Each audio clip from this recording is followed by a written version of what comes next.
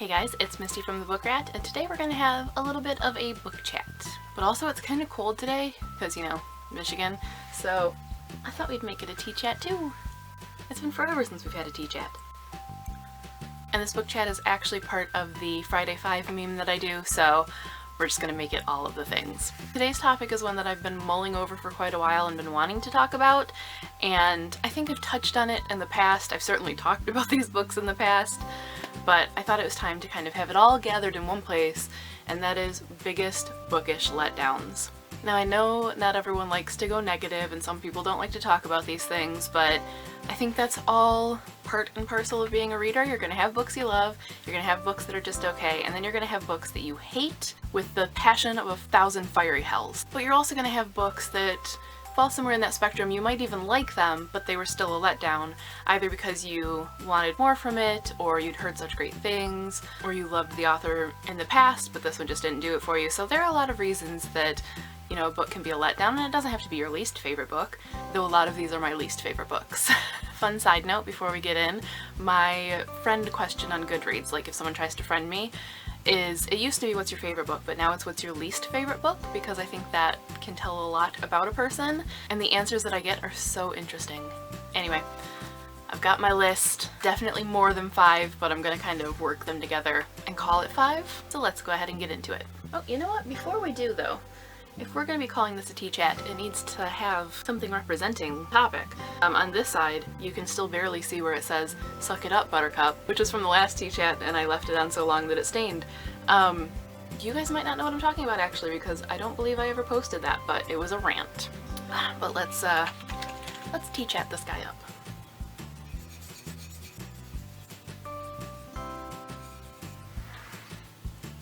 I have a surprise coming. I want to get back into tea chat, and I have a new addition to the tea chat family for summer days when I don't want to drink hot tea. So if you guys have ideas for topics, things you want to talk about in tea chat or book chat, tea chat by the way doesn't have to be bookish related, book chat does, let me know in the comments because I want to get a list going and get back into that. But anyway, on to these guys. So first up, and surprising literally no one who has ever read one of my reviews, is Hush Hush by Becca Fitzpatrick. I was really looking forward to that one. Kind of at the heyday of supernatural, paranormal romance, and I wasn't sick of it yet. And it sounded good, and there weren't really angel books out yet. It had an anti-hero, which I like, and I'd been hearing such great things. This has become my most popular review on Goodreads, proving that a lot of people do like negativity.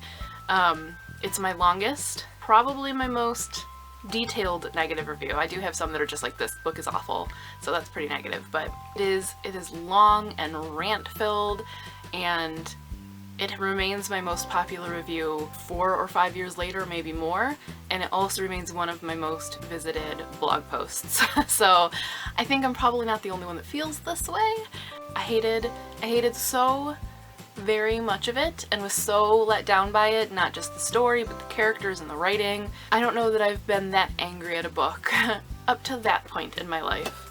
I'll leave the link to the review below so you can see all of the reasons rather than me detailing them all, but there could not be a biggest bookish letdowns discussion without mentioning Hush Hush. And though I'm not officially putting it on the list, I'm gonna add Carrier of the Mark right in there too, because I kind of think of them together. I think Carrier of the Mark might be my second most popular review, and again, it is a rant. I even made a chart for it because I was so irritated with this book, so those two probably go hand in hand, but I'm not officially including it because I don't think that I was necessarily super let down by it, because I don't know that I was expecting all that much out of it. For the number 2 slot, I actually have 3 books, but I'm grouping them together because they're all Austen retellings. I'll address them individually, but the reason they let me down is because they were Austen fanfiction and they should have known better. First is Pride and Prejudice and Zombies by Seth Graham-Smith. I was really excited for it. I thought it was such a fun, interesting idea. It was the first of its kind that kind of mashed up classics with something ridiculous. It had the potential, the elements, you know, were there, and it was from Quirk Books, and they do amazing, really thoughtful things, so I was really excited for it, but it is so phoned in. There are character names that change, there are ridiculous misspellings like Jeep instead of deep, and I don't know how someone didn't catch that. It relied far too heavily, in my opinion, on sort of juvenile boy humor, you know, like ball jokes. It could have been so good and so funny, and instead it was just, it felt like a hack job. It felt like something that was going to grab people's attention and make some quick money, and there was no real effort in it. I was so let down by that. The two other Austen adaptations that I was let down by are totally different reasons. They are in earnest. They don't feel like they were just written as quick cash grabs, but they were so poorly written. The first one I'm going to talk about is Pemberley by Emma Tennant. I don't actually really remember this. I was going through my books on Goodreads from like the 1 stars and up to see which ones were my biggest letdowns, and I came across this and it's a 1 star, and I clicked on the review, which is worst P&P sequel I have ever read, possibly one of the worst books I have ever read, horrible, all bold, with 9 exclamation points. And that's the extent of my review, so I clearly was not happy. I scrolled down to see what other people thought of it, and it's just a field of 1-star reviews. That's one I don't think I'll be giving a reread to see if I've changed my mind, because everyone seems to agree. It's a consensus, the book was shit. The other Austen one though is Charlotte by Julia Barrett. Now this is a retelling of Sanditon, which means it's also a completion, because that's the book Austen was working on when she died. So it's only half finished. The first book I read that was a Pride and Prejudice retelling that I actually liked. Now I had read other ones up to this point, but was about to give up on them because I didn't think the retelling genre was any good from the ones that I had picked up. But then I tried Sanditon by Marie Dobbs, which completed the story. It was excellent, it was amazing, and I thought, okay, these can be really, really good. So then I thought, well, maybe it's easier to complete something rather than completely retell it, because people know what happens and they're too attached, you know, and not enough people know Sanditon, so maybe it's that distance that helps it be so good. So I tracked down the only other one I could find, which was Charlotte. Oh, it was so bad.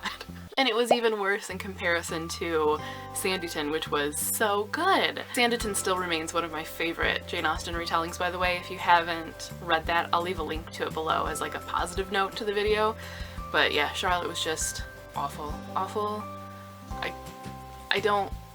Moving on from the Jane Austen though, I have one that is very, very, very popular with a lot of people, and that is The Da Vinci Code by Dan Brown. Now this is one, again, I had heard such good things about.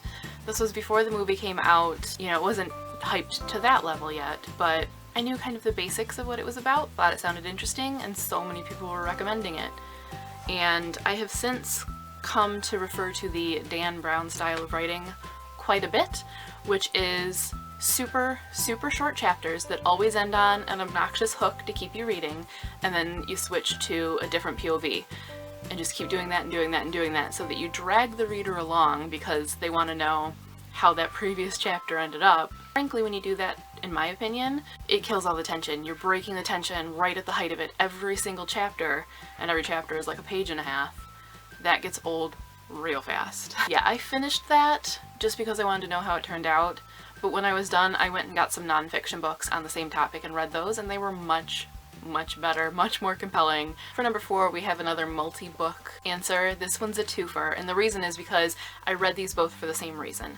So I used to take part in these challenges in a group that I was in on Goodreads, and you would have sort of a checklist of things that you had to fill, and for this one challenge I ended up reading both of these books. The first one was you had to go into like a bookstore or library, point with your eyes closed, and whichever finger landed on when you walk straight forward, that was the book you had to read. Mine landed on Betwixt by Tara Bray-Smith. Sounded really cool, kind of urban fantasy, fae-ish thing.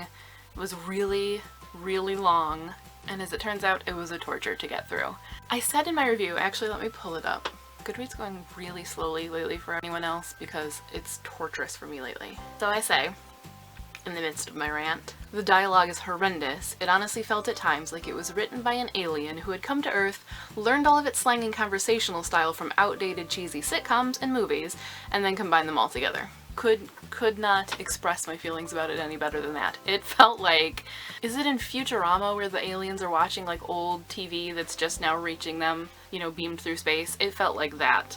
Like someone that is about 30 years behind on current culture, trying to write a young, hip, pop culture book. It was just so poorly written. The other book from the challenge that really let me down was one called Belle and the Bow by Beverly Jenkins.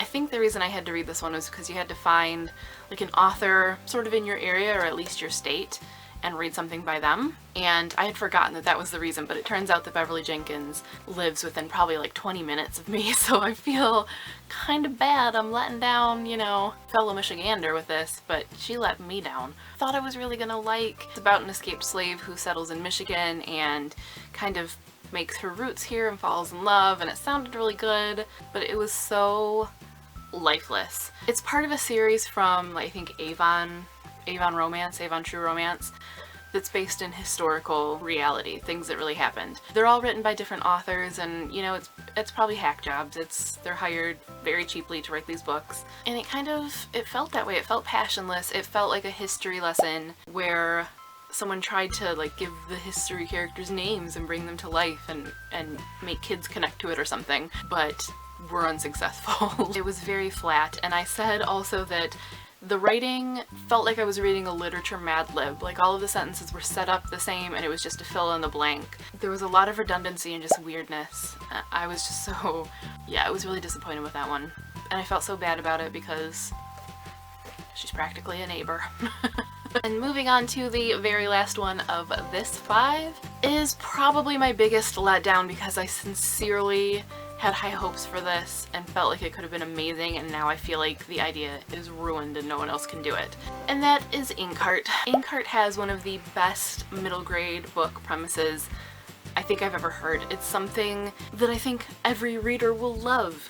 You can go into a book, jump into a book and experience that world, and it should have been really amazing, and I was so let down by how flat and how wooden it was and how boring the villain was, and I was just everything. There was nothing about it that I liked. I was so disappointed in it. I read it with a book club that my little sister was in. So basically when she was in middle school, there was a book club that was for students and an adult in their life.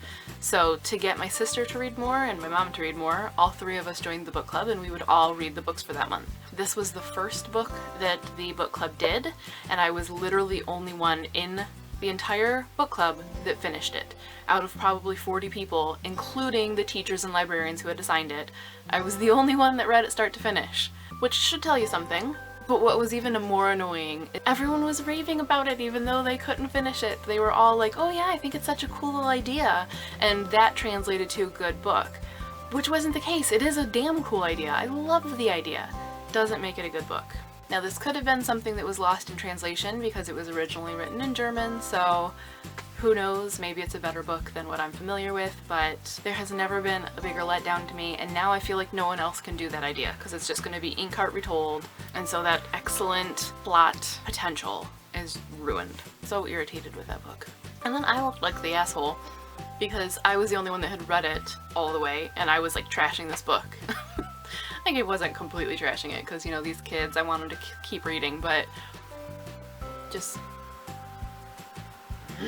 So there you have it. Those are my 5 biggest letdowns. I actually do have a number more in the list, but as I was going through it, I realized that they were books that I've since either given the book a second chance or I've given the author a second chance and ended up liking them. So I think I'll do a second kind of follow-up chat to this about second chance books. So if you would like to see that, let me know in the comments or get a hold of me on Twitter or something and let me know if that's something you guys want to see, because if it is, I will do it. And if book chat / tea chat / the Friday 5 is something you want to see more of, let me know that too, or give this a thumbs up so I know it's the kind of video you're interested in.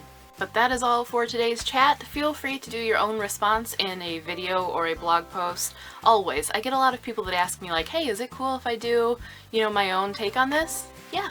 Knock yourself out. That's why I do this. I want to see the discussion. I want to see, you know, people take things and run with them and add their voice to the mix. So yes, please. But you can also, of course, let me know your 5 biggest letdowns or your #1 biggest letdown or the one that's most recently getting on your nerves. You can let me know that in the comments. I look forward to chatting with you guys there, but that's all for now. Until next time, thanks for watching and happy reading. And this one, I think, is my winner of the batch. The voice and the quirkiness is just there and in your face right off the bat.